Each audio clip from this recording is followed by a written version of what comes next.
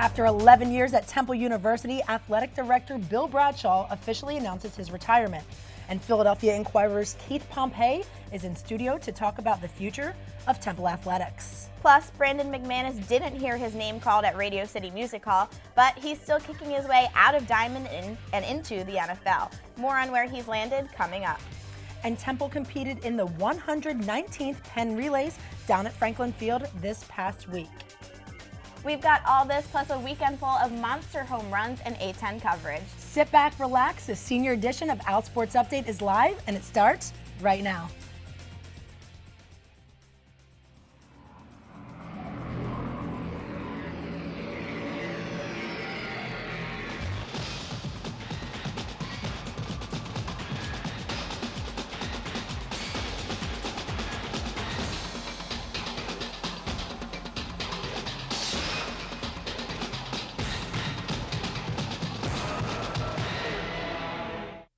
Hello and welcome to this live edition of OwlSports Update alongside Chase.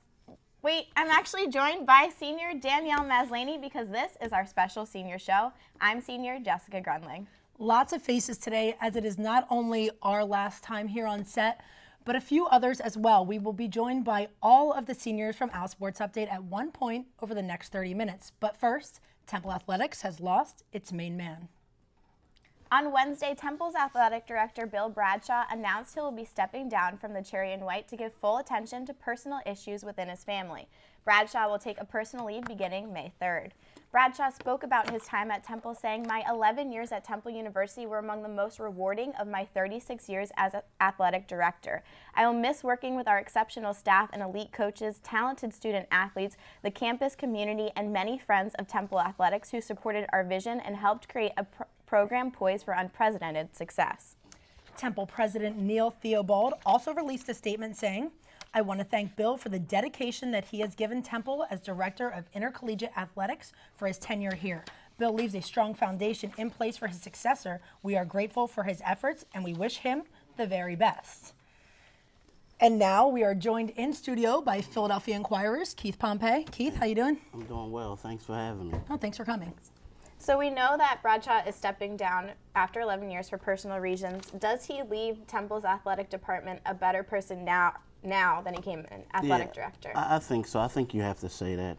I mean, first of all, he took Temple from the MAC into the Big East, which is going to be the AAC for football, American Athletic Conference. And then also the Atlantic 10, he took the basketball programs and the other non-revenue sports into the AAC, right?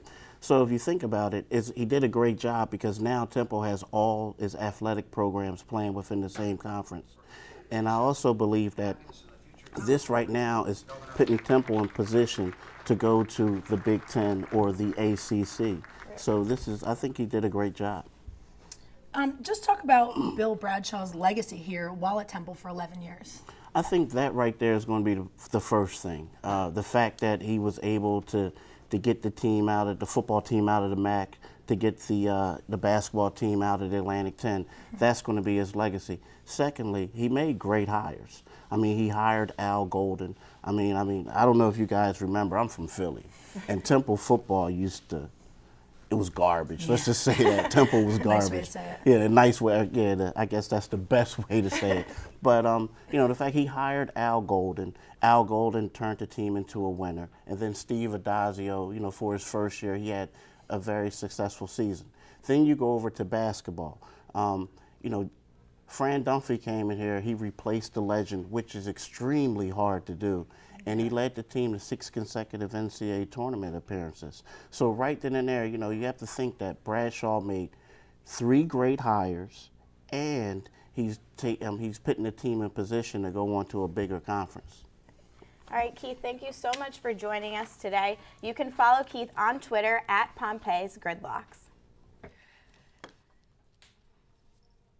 Not a surprise here. Temple's all-time leading scorer, Brandon McManus, is off to the NFL. He is one of the newest members of the Indianapolis Colts. McManus played in every game of his collegiate career, and now he is one step closer to playing most of his games on Sundays instead of Saturdays.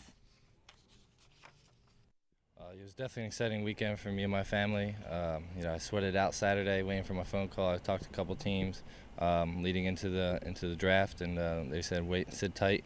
If they take me in the draft, or they want me in a free agent afterwards." But I was excited that a great organization like the Indianapolis Colts called, and I was fortunate enough to fit what they wanted. Now I'm heading down there on May 9th.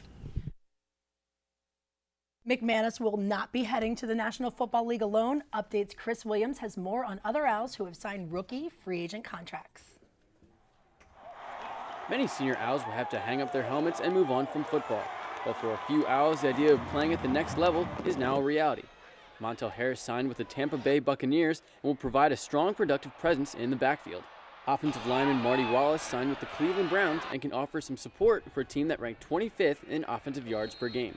Johnny Bodie was signed by the Denver Broncos and will hope to fill the gap of Elvis Dumervil, who is now a Baltimore Raven. While these Owls have been signed, more are on the way, as teams are still inviting players to camp. Thanks, Chris.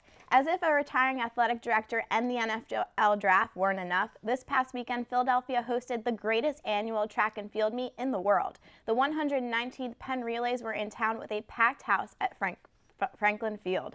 We take it to UPenn, home of Franklin Field, where junior Kirsten LaRoche won the long jump title with a career best of 5.96 meters. Sophomore Margot Britton is Temple's record holder in the shot put. She ends up taking second in the event with a distance of 4.18 meters, beating out schools such as Harvard, Yale, and Penn State. Moving on to the triple jumpers where Gabe Pickett and Derek Holland hit the sand. Holland finishes in sixth with a measurement of 14.31 meters, while Pickett grabs first with a distance of 15.05 meters.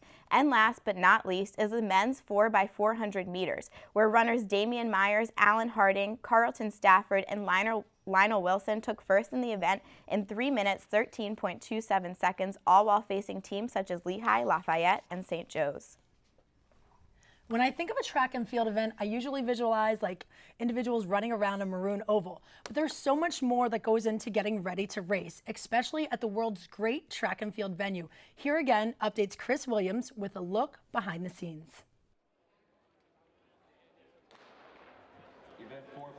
At the Penn Relays, herds of athletes can be seen filing into the stadium as they make their way to their event, transforming a simple starting zone into a mob of athletes all gathered in the same place. In a sport where you are trained to always compete at full speed, athletes must do the one thing they hate the most, which is wait, and wait, and wait. Honestly, for me, it's just like, I want to get the race started. I hate waiting around and just like thinking about the race. I just want to get going and like get away from all my competition. We are competing, and that's natural for us to be nervous, it's jittery, but I mean, we try to keep it under control and just to go out there and to run well. After athletes have mentally prepared themselves, the wait is over. As they get in ready position, the nerves set in and anxiety starts to build. Then it's set position. While in set position, time seems to stand still as they wait for the gun to sound. And then, all of a sudden, runners take off, releasing any nerves they may have left and allowing their adrenaline to take control. As they sprint around the track fighting for every tenth of a second, a variety of thoughts can go through an athlete's head throughout the course of the race. You're kind of like, why am I doing this? That's the typical thought, why am I doing this?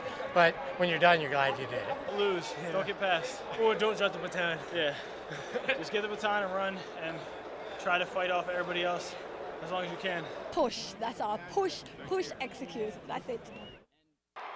Reporting for OwlSports Update, I'm Chris Williams. Joining us on set now to talk some more Penn Relays is another one of our seniors, Liz Sim. Hey Liz, how are you? Good. Thanks, Danielle. Read. The Penn Relays are in the heart of Philadelphia, which makes covering them all in a day's work here at OwlSports Update. But for others, it's a trip halfway across the country, if not halfway around the world. Set. In the world of track and field, the Penn Relays are huge. One of the nation's biggest events in the sport, the annual 3-day tradition has been a part of track history for 119 years.